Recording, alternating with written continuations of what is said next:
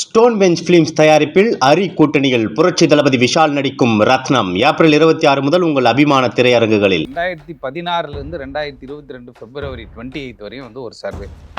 அந்த சர்வேல பார்த்தா தமிழ்நாட்டில் மட்டுமே 478 லாக்அப் டெத் நடந்ததாக அந்த புள்ளி விவரம் சொல்லுது. தனியாக மாட்டினாலே வேறு மாதிரி கவனிப்பாங்க, 10 பேருமோ கொஞ்சம் கவனித்து அடிச்சிருக்காங்க. அடிக்கும் போது மூச்சு திணறல் ஏற்படுது தண்ணி தாகம் இங்கே அடிக்குது, தண்ணி தாகம் இருக்குதுங்க அப்படின்னா கூல்ட்ரிங்க்ஸ் எதாவது கொடுக்குறாங்க. குடித்த ஒரு சில நிமிடங்கள்லேயே ஜெயிலேருந்து வந்தே ஒரு 2 நாள் தான் ஆகுது. விட்டுருந்தா அவன் எங்கேயா போயிருப்பான். இல்லையா 15th லோக்கல் போலீஸ் ஸ்டேஷனில் போய் கையெழுத்து போடணுன்றது தான் ஆர்டர். உயிர் போன உடனே இன்றைக்கு வரையும் காவல்துறை என்ன பண்ணுறாங்கன்னா டிஃபென்ஸ் எடுத்துக்கிட்டே இருக்காங்க. அதாவது அவர் உடம்பு சரியில்லாமல் இருந்தார், நாங்கள் கொஸ்டின் தான் கேட்டோம், மயக்கடிச்சு விழுந்துட்டாரு அப்படிலாம் கதை சொல்கிறாங்க. தமிழ்நாட்டிலேயே ஒரு மர்டரில் எல்லா ஆயுதங்களும் பயன்படுத்தப்பட்டுச்சு. பாம் பயன்படுத்தப்பட்டுச்சு, துப்பாக்கி பயன்படுத்தப்பட்டுச்சு. இருந்தாலும் அவர் கையில் இருக்க துப்பாக்கி எடுத்து அவர் சுட்டதில் ஒருத்தன் செத்துட்டான். இப்போ இதில் ஏன் காவல்துறை ஏன் ஸ்பெசிஃபிக்காக, ஏன்னா குண்டாஸில் போயிட்டு வந்திருக்கான், ஸ்பெசிஃபிக்காக ஏன் இதை கையில் எடுத்தாங்க? ஜெயராஜ் பெனிக்ஸ் மாதிரியான ஒரு சிக்கலை இந்த செவ்வாப்பேட்டை காவல் நிலையத்தில் நடைபெற்ற இந்த லாக்அப் டெத் உருவாக்கி விடுமோன்ற ஒரு ஐயப்பாடு காவல்துறை வட்டாரத்தில் கண்டிப்பாக அப்படியே தெரியுது.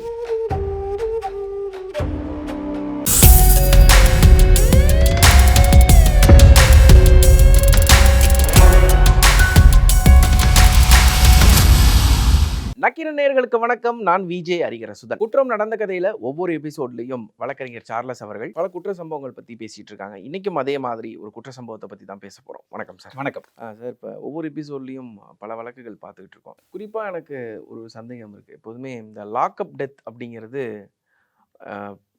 யாருக்கு பிரச்சனையோ மிகப்பெரிய அளவுக்கு பிரச்சனையை சந்திக்கிறது அதில் ஒரு கைதியும் அதுக்கப்புறம் போலீஸாரும் தான். ஏன்னா ஒரு லாக்அப்குள்ளே அவங்களோட பாதுகாப்பில் ஒரு மரணம் நடக்குதுன்னா அதோட விளைவுகள் இந்த சொசைட்டியில் எந்த அளவுக்கு பிரதிபலிக்கும் அப்படின்னு நமக்கு தெரியும். அது மாதிரியான சம்பவங்களை தடுக்கிறதுக்கு என்ன வழி இருக்குது? ஏன் இந்த லாக்அப் டெத் அப்படிங்கிற விஷயம் நடக்குது? அதாவது தொடர்ச்சியாக இப்போ 2016 2022 பிப்ரவரி 28 வரையும் ஒரு சர்வே. அந்த சர்வேல பார்த்தா தமிழ்நாட்டில் மட்டுமே 478 லாக்அப் டெத் நடந்ததாக அந்த புள்ளி விவரம் சொல்லுது. அப்போ இந்தியா ஃபுல்லாக எவ்வளோ நடந்திருக்கும், ரெக்கார்ட் ஆகாமல் எவ்வளோ இருக்கும்?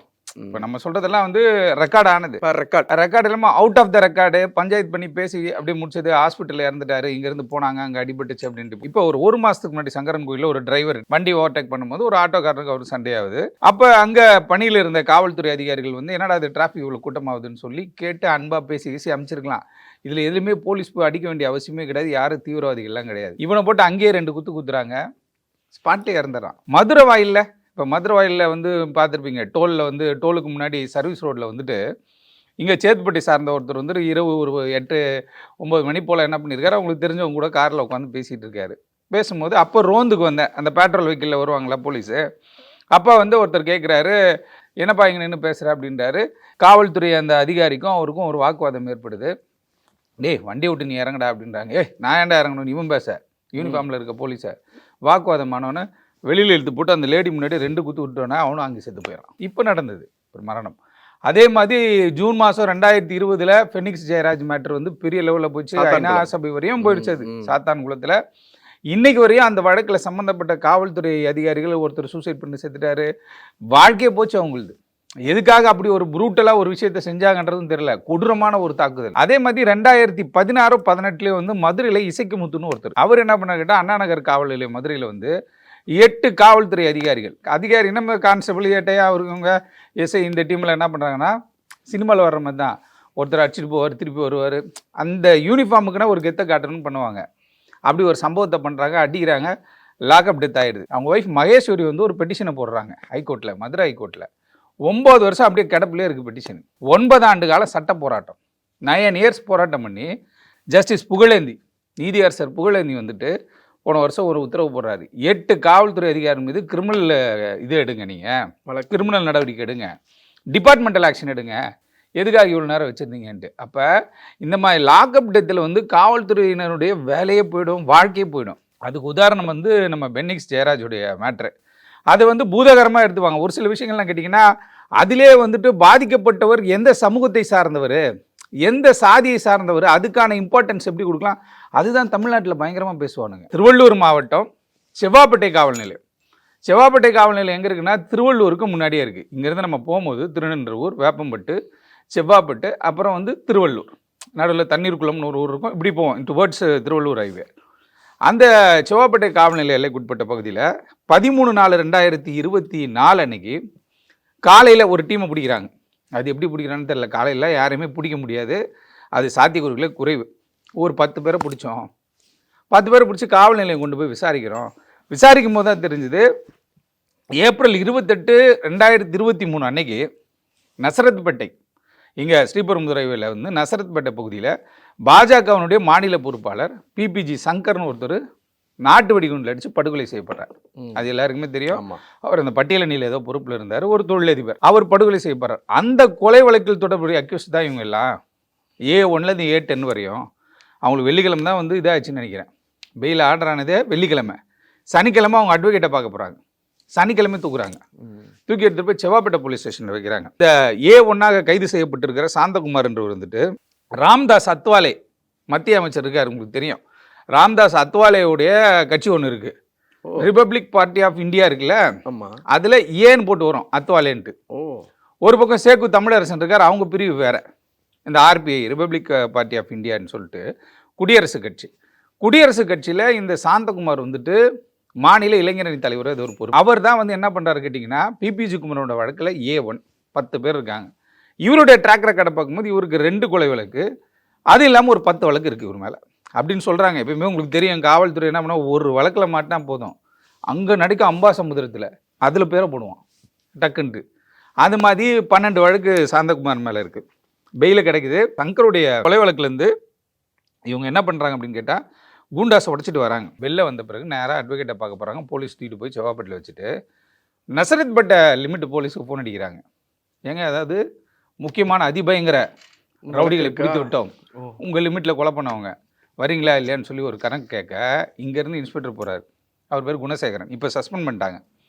குணசேகரன் போகிறாரு. போனோடனே என்ன பண்ணுறாரு, அது எப்படின்னே தெரில. இந்த ஜூரிசிக்ஷன் மாறி போய் எப்படி அடிக்கிறது போகிறதெல்லாம் வந்து சட்டத்துக்கு உட்பட்டு சாத்தியமா என்னன்னு தெரில. ஏன்னா செவ்வாப்பேட்டை காவல் நிலையத்தில் ஸ்பெஷல் டீம் பிடிச்சாங்க. ஸ்பெஷல் டீம் பிடிச்சா உடனே அது என்ன பண்ணோம், COP ஆஃபீஸ் ஆவடிக்கு கொண்டு வந்து அவங்கள ஹேண்ட் ஓவர் பண்ணணும், ஏதோ ஒரு விஷயம் பண்ணோம். ஆனால் இவங்க என்ன பண்ணியிருக்காங்க, நசரத்பேட்டை காவல் நிலையத்துக்கு தகவல் சொன்னோன்னே நசரத்பேட்டை காவல் நிலையத்தினுடைய இன்ஸ்பெக்டர், அவர் மேலே ஏற்கனவே 2-3 அலிகேஷன்லாம் இருக்குது. திருநெல்வேலியில் ஒரு இன்ஸ்பெக்டராக இருக்கும்பொழுது அங்கே ஒரு வழக்கறிஞர் வந்து குமரகுருவோ யாரோ ஒரு குமரகுருன்னு ஒரு அட்வொகேட் வந்து படுகொலை செய்யப்பட்டார். அவர் இருக்கும்போது தான் இந்த சப்ஜெக்ட் நடந்து அப்பயே ஒரு கான்ட்ரவர்சி இருந்துச்சு. இவர் என்ன பண்ணுறாரு, நசரத்பேட்டிலேருந்து ஸ்ட்ரெயிட்டாக அங்கே போய் சார்ஜ் எடுக்கிறார். அப்போ என்ன பண்ணுறாங்கன்னா, 10 பேர் கைது செய்யப்பட்டதுனால சாந்தகுமாரம் போட்டு அடிக்கிறாங்க. அடிக்கும்போது 10 பேர் வந்து என்ன பண்ணுறாங்கன்னா, தனியாக மாட்டினாலே வேறு மாதிரி கவனிப்பாங்க. 10 பேருமோ கொஞ்சம் கவனித்து அடிச்சிருக்காங்க. அடிக்கும்போது மூச்சு திணறல் ஏற்படுது. தண்ணி தாகம் இங்கே அடிக்குது, தண்ணி தாகம் இருக்குதுங்க அப்படின்னா கூல்ட்ரிங்க்ஸ் ஏதோ கொடுக்குறாங்க. குடித்த ஒரு சில நிமிடங்கள்லேயே ஒரு மாதிரி நுரத்தள்ளி அங்கேயே மயக்கடிச்சு விழுகிறாரு சாந்தகுமார். அப்படியே விழுந்தோடனே உடனே அரசு மருத்துவமனைக்கு கொண்டு போகிறாங்க. திருவள்ளூர் அரசு மருத்துவமனைக்கு கொண்டு போகிறாங்க. வரும்போதே செத்துட்டாருங்கன்ட்டாங்க. அப்போ உடனே என்ன பண்ணால், அப்பயே வந்து ஒரு ஸ்டேட்மெண்ட், அன்றைக்கி ஈவினிங்கே ஒரு ஸ்டேட்மெண்ட் வரும்போது என்ன பண்ணாங்கன்னா, அவரை வந்து உடம்பு சரியில்லை, அவர் கூட்ட ஹாஸ்பிட்டல் போனோம், ரிமாண்டுக்கு கொண்டு போகிறோம், இவங்களை கைது பண்ண இவங்க அடுத்த எப்பயுமே ஒரு ஸ்ட்ராட்டஜி எடுப்பாங்க. இவங்களை பிடிச்சோம், ஜெயிலேருந்து வந்தாங்க, செலவுக்கு காசு இல்லை, அடுத்து ஒரு அஃபென்ஸ் பண்ணால் காசு கிடைக்குன்றதுக்காக எல்லாம் ஒரு இடத்துல அசம்பிள் ஆகிருந்தாங்க, அவங்கள பிடிச்ச பொழுது அவங்க என்ன பண்ணிட்டாங்கன்னு கேட்டிங்கன்னா, தப்பிச்சு போக பார்த்தாங்க அப்படின்ற ஒரு ஸ்டாண்ட் எடுப்பாங்க. அதே ஸ்டாண்ட் தான் இதில் எடுத்து என்ன சொல்கிறாங்க, இவனுக்கு உடம்பு சரியில்லை, ஆல்ரெடி சிறையில் இவ்வளோ நாள் இருந்துட்டு வந்ததுனால உடம்புலாம் வீக் ஆயிடுச்சு, அதனால் ஹாஸ்பிட்டலுக்கு கூட்டு போகிறவங்கள இறந்துட்டாங்க அப்படின்ற மாதிரி அன்னைக்கு ஸ்டேட்மெண்ட் கொடுத்துருந்தாங்க காவல்துறை. அதற்கு பிறகு COP என்ன பண்ணுறாரு, இறந்து இப்போ வந்து சாட்டர்டே இறக்குறாருன்னு வச்சுக்கோங்களேன், சண்டே, மண்டே, டியூஸ்டே, வெனஸ்டே ஆச்சா, மக்கள் வந்து என்ன பண்ணாங்கன்னா, போராட்ட காலத்தில் எல்லாரும் இறங்கி ராம்தாஸ் அத்வாலே வருவார் அப்படின்ட்டு அவருக்காக வெயிட் பண்ணிட்டு இருக்காங்க, மத்திய அமைச்சர் வருவாருன்ட்டு. எதற்காக சாந்தகுமார் டார்கெட் பண்ணப்படுறாரு, ஏன் காவல்துறை அதிகாரி இவ்வளோ வீரியமாக போகணும்? அவன் ஜெயிலேருந்து வந்தே ஒரு 2 நாள் தான் ஆகுது, விட்டுருந்தான் அவன் எங்கேயா போயிருப்பான், இல்லையா மண்டேலேருந்து அவன் சைன் பண்ணணும், 15th லோக்கல் போலீஸ் ஸ்டேஷனில் போய் கையெழுத்து போடணுன்றது தான் ஆர்டரு, அந்த பெயில் ஆர்டர்லேயே இருந்துச்சு. அப்போ அவன் எப்படியா இருந்தாலும் உங்கள் போலீஸ் ஸ்டேஷனுக்கு வந்திருப்பான், நசரத்பேட்டைக்கு அவனாக வந்திருப்பான் திங்கக்கிழமை. அப்படின்னும் போது சனிக்கிழமை இவங்க என்ன பண்ணுறாங்கன்னா, பிடிச்சி போட்டு அவனை அடித்து அவன் வந்து என்னட்டா உயிர் போயிடுச்சு. உயிர் போன உடனே இன்றைக்கு வரையும் காவல்துறை வந்து என்ன பண்ணுறாங்கன்னா, டிஃபென்ஸ் எடுத்துக்கிட்டே இருக்காங்க. அதாவது அவர் வந்து உடம்பு சரியில்லாமல் இருந்தார், நாங்கள் கொஸ்டின் தான் கேட்டோம், மயக்கடிச்சு விட்டுட்டாரு அப்படிலாம் கதை சொல்கிறாங்க. அப்படி மயக்கடிச்சு விட்டு இருந்தால் எதுக்கு இன்ஸ்பெக்டர் வந்து இப்போ வந்து சஸ்பெண்ட் பண்ணோம்? இஷ்யூ பெருசாகுது அப்படின்றதுக்காக கொண்டு போயிட்டாங்க. ஏன் இந்த சாந்தகுமாரை ஏன் டார்கெட் பண்ணாங்க அப்படின்னு நம்ம ஆய்வு பண்ணி பார்க்கும்போது, சாந்தகுமாரோட ரிலேட்டிவ் தான் மன்னூர் குட்டி என்கிற வெங்கடேசன். இவர் 2016ஆம் ஆண்டு ஏப்ரல் 28 படுகொலை செய்யப்படுறார். பிபிஜி சங்கர் இறக்குறதப்ப ஏப்ரல் 28, 2023. அப்போ மன்னூர் குட்டின்றவர் வந்து இப்போ 2016 பிஜேபியில் வந்து முக்கியமான பொறுப்பில் இருந்தார். ஸ்ரீபெரும்புதூரை பொறுத்த வரைக்கும் பக்காவாக டெவலப் ஆகிட்டு வருது அப்படின்னோடனே நிறைய பேர் என்ன பண்ணிட்டாங்கன்னா, அங்கே போயிட்டு லாரிங்களை வாங்கி வச்சுட்டு 2 லாரி தான் வச்சுருப்பான், ஆனால் அங்கே கான்ட்ராக்ட் பேசும்போது என்கிட்ட 200 லாரி இருக்குது சார்னு பேசுவான், அப்படி எடுப்பான். அப்போ அந்த தொழில் போட்டி காரணமாக 2012ஆம் ஆண்டு வந்து அக்டோபர் 10ன்னு நினைக்கிறேன், பிபிஜி குமரன் ஒரு கேரக்டர் நான் பர்சனலாக பார்த்துருக்கேன், தெரியும் எனக்கு. வைகைன்னு ஒரு படம் எடுத்தாப்புல. அப்புறம் வந்து ஏடிஎம்கேல இருந்தார். ஏடிஎம்கேலேருந்து மாறி என்ன பண்ணுறாரு, விடுதலை சிறுத்தைகள் கட்சிக்கு போனார். அப்புறம் எந்த கட்சியுமே வேணா போங்கடா அப்படின்னு சுயேட்சையாக இருந்தார். ஒன்றிய கவுன்சிலராக இருக்கார். அங்கே ஒரு தேர்தல் களம், அங்கே ஒரு போட்டி, யார் யூனியன் சேர்மன் ஆகிறது அப்படி இப்படின்னு பார்க்கும்போது பிபிஜி குமரன் வந்து ஒன்றிய கவுன்சிலர் ஆகிறார். எப்படி இண்டிவிஜுவலாகவே அடித்து தூள் பண்ணிட்டு வர்றாரு. அப்போ அவருக்கு ஆப்போசிட் அந்த ரைவல் குரூப் பார்த்தீங்கன்னா நம்ம மன்னூர் குட்டி, இந்த டீம் எல்லாம் இவங்க என்ன பண்ணுறாங்கன்னா ஒரு சிண்டிகேட்டை போடுறாங்க.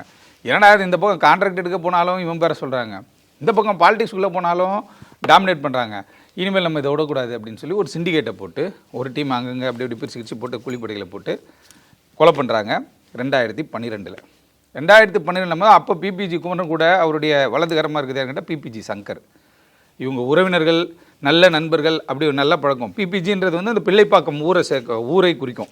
ஸ்ரீபெரும்புதூர் ராஜீவ்காந்தி உடைய அந்த சமாதி இருக்கு இல்லையா, அதுக்கு அப்படியே அந்த பக்கம் குன்றத்தூர் ரோட்டில் வரும் அந்த ஊர். அப்படி இருக்கும்பொழுது பிபிஜி சங்கர் தான் வலதுகரம். கூட இந்த நண்பனே எதுவுமே பண்ணிட்டாங்களே அப்படின்ட்டு இவங்க ஒரு பிளான் பண்ணுறாங்க, அடடா இதை விடக்கூடாதுடான்னு சொல்லிட்டு 2012 இந்த மர்டருக்கு பழி வாங்கணும்னு சொல்லிட்டு திடீர்னு ஒரு 6 பேர் இறங்கி என்ன பண்ணுறாங்க, அவரை கொலை பண்ணுறாங்க. பிராட் டே லைட் இதெல்லாம் நைட்டு 12 மணிக்கு தண்ணி அடிச்சுட்டு போவான், வண்டி இடிக்கிறது அதெல்லாம் கிடையாது, பட்ட பகல் கொலைகள். பிபிஜி குமரனாக இருக்கட்டும், காலைல 9 மணிக்கு நடக்குது இந்த பிபிஜி குமரனோட மர்டர்.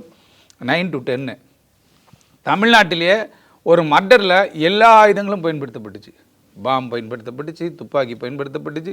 பிபிஜி குமரனை வெட்டுறாங்க, சுடுறாங்க, பாம்லாம் அடிக்கிறாங்க. இருந்தாலும் அவர் கையில் இருக்க துப்பாக்கி எடுத்து அவர் சுட்டதில் ஒருத்தன் செத்துட்டான். அந்த மாதிரியான ஒரு டிஃபென்ஸ் எடுக்கிறாங்க. ஃபார்ச்சுனர் கார் கவுந்து கிடக்குது. அந்த வண்டியில் இவங்களாம் இருந்தாங்க, பிபிஜி சங்கர்லாம் இருந்ததாகலாம் சொல்லப்படுது. அப்போ பிபிஜி சங்கர் என்ன பண்ணுறாருன்னா பிழைச்சி வந்துடுறாரா, வெங்கடேசனை விடக்கூடாதுன்னு சொல்லிட்டு வெங்கடேசன் என்ன பண்ணுறாங்க, மன்னூர் குட்டி என்கிற வெங்கடேசன், அவர் வந்து ஒரு 50 வயது இருக்குன்னு 52 வயசு அப்பயே அவரை கொண்டுறாங்க 2016. அவரை கொண்டது யாருன்னு இவங்க ஐடியா பண்ணுறதுன்னு கேட்டால், அவங்க ஒரு சொந்தக்காரர்கள், அவங்க உறவினர்கள், நண்பர்கள்லாம் இருப்பாங்க இல்லையா, அவங்களாம் சேர்ந்து என்ன பண்ணுறாங்க, இதை விடவே கூடாது நம்ம அப்படின்னு தான். அதே டேட் ஏப்ரல் 28, 2023 அன்றைக்கி இங்கே ஒரு கல்யாணத்தை சென்னையில் முடிச்சுட்டு, எப்பவுமே டிரைவரோட போகிறாள், பக்கா ஸ்கெட்சு போல் இருக்குது, அன்னைக்கு தனியாக போகிறாரு. தெரியும் நினைக்கிறேன், கியா வண்டி, ஒரு ப்ரௌன் கலர் வண்டி ஒன்று, அதில் வந்து பெட்ரோல் பாம் அடித்து அவர் எந்திரிச்சு ஓடுறதெல்லாம் காட்டி பாட்டு நிறைய பார்த்தோம். நம்ம ஓடுறாரு, அவர் கையில் ஒரு குட்டி கத்தி வச்சு என்ன பண்ணி பார்த்தாரு. பட் அவர் படுகொலை செய்யப்பட்டார்.